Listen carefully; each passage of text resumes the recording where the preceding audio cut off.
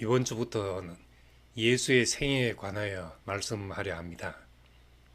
이 말씀을 하고 싶은 이유는 예수의 삶을 모르면 성경 이해가 관념적으로 흐르기 쉽기 때문입니다. 관념화된 종교는 현실을 잊게 하는 대답밖에 줄 수 없습니다. 성경의 중요한 특징은 역사성에 있습니다. 다시 말해 관념적인 이야기가 아니라는 말입니다. 성경에 등장하는 사람들을 고상한 성자처럼 기록한 것이 아니라 그들의 실수와 초안과 밑바닥까지 다 벌거벗은 듯이 드러내고 있습니다. 예수님의 말씀은 광야에서 명상하면서 하신 말씀이 아닙니다. 시장 바닥을 누비며 사람들과 함께 어울려 함께 먹고 마시고 또 어려운 상황에서는 함께 아파하며 눈물 흘리시던 분의 말씀이었습니다. 로마 시대 또 갈릴리라는 지역에서 절망적인 현실을 경험하고 있던 사람들을 만나고 다닌 이야기입니다. 십자가 사건의 해석이 기독교의 핵심 메시지이지만은 말구유에서 태어나 십자가에 매달리기까지 그의 삶의 여정을 모르면 십자가의 의미는 사람들의 관념 속에 갇혀 있는 메시지가 됩니다. 그래서 오늘은 예수께서 말구유에서 삶을 시작하셨다는 말씀을 드리려고 합니다. 구유는 가축의 먹이를 담는 통을 말합니다. 누가가 기록한 복음서에 따르면은 예수는 여관에 있을 곳이 없어서 포대기에 싸서 구유에 눕혔다고 했습니다. 사람의 일생을 요람에서 무덤까지라고 말한다면 예수의 일생을 구유에서 십자가까지라고 표현할 수 있습니다. 구유에 눕혀진 예수, 다른 표현으로 한다면 먹이톡에 담긴 예수, 이렇게도 말할 수 있습니다. 구유는 예수께서 땅 위에서 시작하신 삶의 출발점을 상징하는 말이 되었습니다. 예수는 인간의 현실 속으로 오셨습니다. 흑암에 앉은 백성이 큰 빛을 보았고 사망의 땅과 그늘에 앉은 자들에게 빛이 비치었도다 하신 말씀처럼 그의 삶과 말씀은 땅에 발을 붙이고 사는 우리가 누구나 겪는 현실 속에서 일어났습니다. 예수의 삶은 단지 환상이거나 사람의 탈을 쓰고 나타난 것이 아니라고 말합니다. 예수 그리스도께서 육체로 오신 것을 시인하는 영마다 하나님께 속한 것이요 예수를 시인하지 않는 영마다 하나님께 속한 것이 아니니 이것이 곧 적그리스도의 영이다 이렇게 말했습니다. 그가 우리와 같은 살과 피를 가진 사람이 아니라면 예수 그리스도를 본받아 그리스도의 장성한 분량에 이른다 하는 이 목표는 불가능해집니다. 오늘날 기독교 안에 생겨난 많은 문제들은 교회의 가르침에서 예수의 인성을 중요하게 여기지 않았기 때문에 생기는 현상입니다. 그가 우리와 같은 사람으로 사신 것은 우리도 그와 같이 하나님의 아들들이 되고 하나님의 형상을 회복하기 위한 것이었습니다. 그러므로 예수 그리스도의 인성을 알아야 우리 안에서 그리스도의 신성이 회복되고 우리도 신의 성품에 참여하는 것이 가능해지게 됩니다.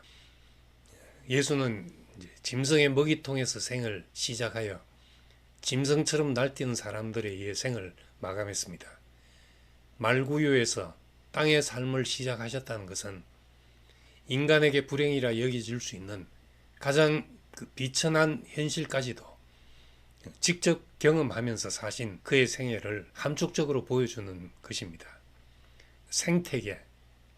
생태계는 먹고 먹히는 전쟁터입니다.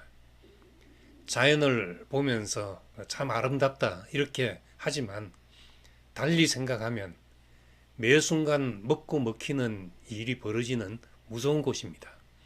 수많은 생명체가 조화를 이루며 살고 있다고 또 볼 수 있지만 한편으로는 내 살이 남의 밥이 되는 불행과 고통이 끊임없이 벌어지고 있는 곳입니다. 인간의 질병 역시 바이러스나 다른 생명체와의 싸움입니다. 우리가 수년을 겪은 코로나 바이러스와의 전쟁도 생태계 현상의 일부분입니다.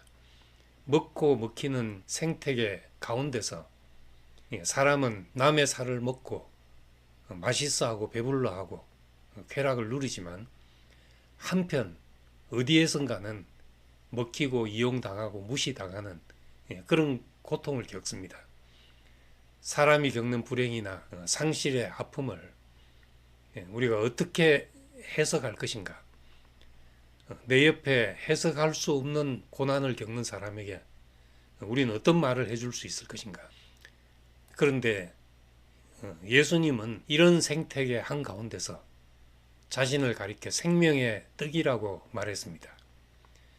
그런 그가 먹이를 담는 그릇에 놓여서 땅에서 삶을 시작하신 것입니다.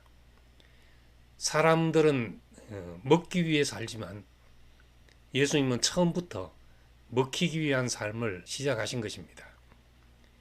우리가 예수처럼 자신이 다른 이들에게 양식이 되는 사람이 복으로 보이면 거기서 인생의 해답이 생깁니다. 세상에서 살아가는 방식은 남을 이기는 방식입니다. 달리 말하면 약육강식의 세계에서 남을 먹는 것이죠. 그것을 성공이라 생각하고 남에게 먹히고 희생하는 것을 실패라고 생각합니다. 그런 세상 속에서 예수는 나를 먹으라고 외치신 것입니다. 먹는다는 것이 이제 어떻게 하는 것인가?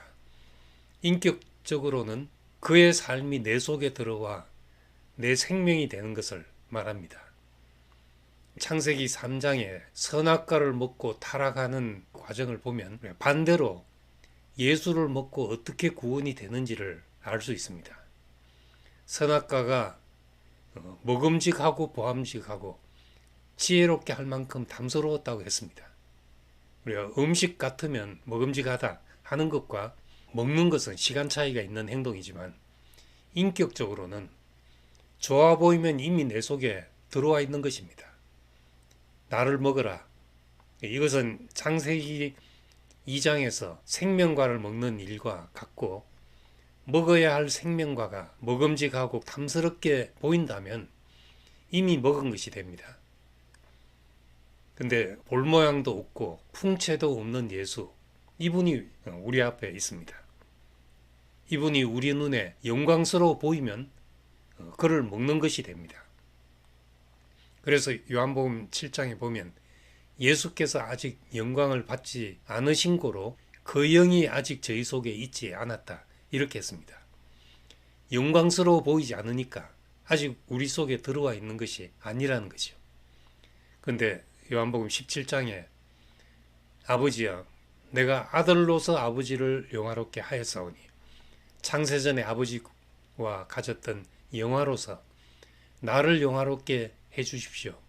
이렇게 기도했습니다. 나를 영광스럽게 해주십시오. 그것은 내 이름을 나타내기 위해서 그런 것이 아니라 먹히기 위해서입니다. 생명의 떡이 되기 위해서, 누구라도 먹을 수 있는 양식이 되기 위해서는 아버지께서 이 아들을 영화롭게 해야 했던 것입니다. 예수님은 자신을 먹게 하는 독특한 사역을 펼치셨습니다. 세상에 훌륭한 가르침을 베푼 스승도 있고 놀라운 깨달음을 전파한 사람도 있습니다. 그러나 예수는 자신을 먹게 한 분이었습니다. 그의 가장 독특한 특성은 위대함이나 탁월함이 있는 것이 아니라 자신을 누구나 먹을 수 있는 떡으로 제시한 것입니다. 위대하면 존경하고 숭배할 수는 있지만 먹을 수 있는 것은 아닙니다. 그러나 제물로 드려지는 곡식처럼 껍질이 벗겨지고 갈아지고 굽히고 삶아진 사람, 이 사람은 누구라도 먹을 수 있는 부드러운 양식이 됩니다.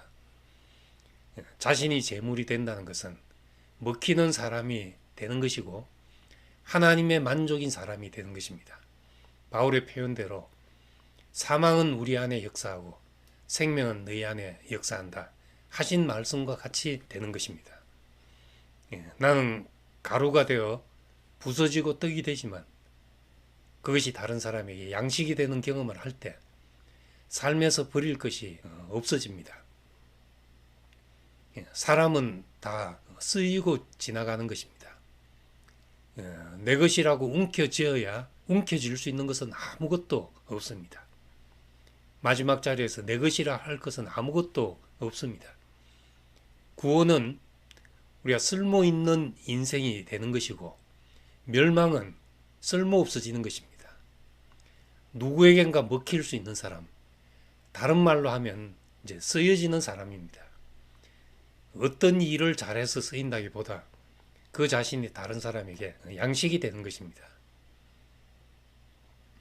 전 주변에 정말 해석하기 힘든 불행을 겪은 사람도 보았습니다. 그런데 그 사람 앞에 가면 정말 아무 할 말이 없어지는데 그 앞에서 나의 작은 불행들이 저절로 사라지는 것을 보았습니다. 그것이 사망은 그에게 역사했지만 그 사람의 삶이 다른 사람을 살게 하는 힘이 된 것입니다. 예수님을 보고 세례 요한은 세상 죄를 지고 가는 하나님의 어린 양이다 그렇게 말했습니다. 죄를 어두움의 현상이라고 생각한다면 예수는 우리의 모든 어두움을 가져가는 분이다 이렇게 말할 수 있고 불행이라고 여기는 모든 것을 가지시는 분이다 이렇게 말할 수가 있습니다. 주는 것이 받는 것보다 복이 있다. 사도행전에 그렇게 말씀하신 같이 다른 사람을 이기고 내 뜻을 이루는 것보다 먹히는 인생이 복된 인생이라는 것을 우리는 예수 그리스도를 통해서 보게 됩니다. 내가 남보다 뛰어나려고 하고 잘나려고 하고 나를 보존하려고 하면 나의 약점이나 부정적인 환경은 나에게 만족스러울 수가 없습니다. 그런데 내가 겪는 환난과 공고함과 궁핍과 부정까지라도 누군가에게 위로와 치유가 될 때 내게 있는 모든 것이 다 소중해지는 것을 깨닫게 됩니다. 그렇게 보면 예수는 왕이 되려 하다가 실패하여 십자가로 가신 것이 아니라 그의 삶의 시작부터가 십자가였던 것입니다. 말구유와 십자가는 그의 생애와 시작과 끝을 표현하는 말이지만 그 성질은 동일한 것입니다.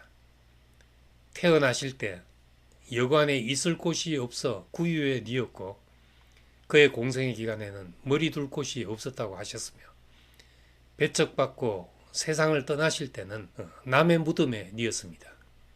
출생이 십자가였고 삶이 십자가였습니다. 십자가는 그분의 정신이고 그의 삶의 마디마디에서 볼 수 있는 생명의 현상이었습니다. 예수의 구유에서 십자가까지 그의 전 생애를 관통하는 하나의 원리가 있다면 그것은 바로 먹히는 사람이었던 겁니다. 다른 사람의 힘을 빼앗아 사는 사람이 아니라 자신을 주어 먹게 한 삶이었습니다. 사람들이 불행이라 생각하는 것은 다 남에게 먹잇감이 되는 일입니다. 그런데 예수님은 모든 사람이 실어버린 먹히는 삶으로 인류 역사상 가장 풍성한 열매를 맺었고 그의 삶이 수많은 사람들을 통해 확대되었습니다. 먹혀서 그의 몸이 확대된 것입니다. 이것이 그리스도의 몸의 비밀인 것입니다. 그분은 삶 전부가 우리가 불행이라 생각하는 모든 것을 치료하는 약재가 되게 하셨습니다. 먹이통에서 생을 시작하신 예수, 자신이 먹히기 위해서 오신 예수, 자신을 주어 먹게 하신 이 예수를 우리는 다시 한번 깊이 생각해야 됩니다. 감사합니다.